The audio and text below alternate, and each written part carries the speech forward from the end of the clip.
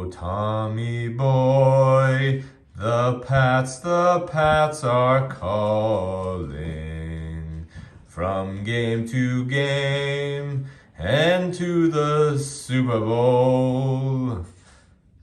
It's your commissioner from Boston. Hey, good evening, everybody. Sorry for the late video. Things have been crazy here, but it is your commish with a breakdown of what the playoff schedule should look like given the results of this week's wins, losses, and all the in-betweens. I know it gets confusing, so I hope you have a little appreciation for what I do. Probably not, but that's okay. So let's go first to the East Division on how it looks like it will shake out. I will be 7-7. Billy will be 7-7. Weaver will be 6-8, and we don't care about the other team. With myself and Billy being tied at 7-7, you look at the head-to-head. Division wins has nothing to do with this, so I don't know why Andy kept bringing that up.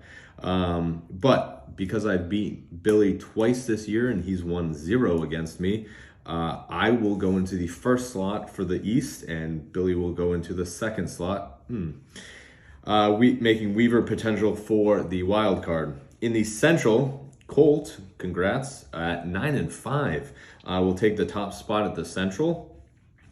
Corey and Andy both at 7-7, but again, because Corey has beat Andy twice and Andy has not won again, it again has nothing to do with division wins. It is head-to-head wins, i.e. matchups matter most. So Corey would go into the number 2 and Andy would go into the 3rd. In the West, the only 2 teams that matter are Derek and Bo, both sitting at 10-4, with the most dominant given the fact that it's the weakest division. With Derek and Bo tying 1-1 against each other, we go to points, and based on the number of points that Derek racked up this week, he will slide into the number 1 spot in the West, and Bo at the number 2. Now, as far as playoffs are concerned, if you guys remember, the number 1 spot in each division and the number 2 spot in each division are guaranteed locks for playoffs, with then 2 open wild cards for the rest of the division. So congrats to Weaver and Andy for sliding into the wild card spots. This is what the ranking looks like. Derek with the first overall in the West and best record in the whole league. I can't speak. I stroked. It's okay. It was random. It had nothing to do with other stuff. Number 2 will be Colt at 9-5, and then myself at the top of the East at number 3. Bo being 10-4 will take the number 4 spot.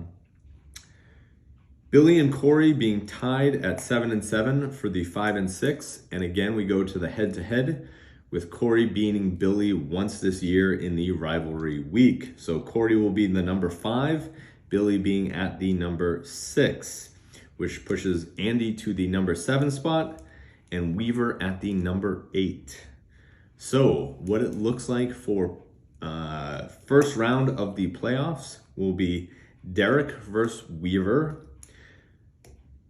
Then it will be Colt versus Andy, Nick versus Billy, and then Bo versus Corey. So looking forward to all those matchups. A couple of those matchups have played 3 times this year, so we'll see how all those work out. As a last matter, dues. Some of the dues have still not been paid by a couple of people, and this is going to shock everybody as far as the list of people that have not paid. It's not like this is typical for every single year, so let's read off the usual suspects that still owe.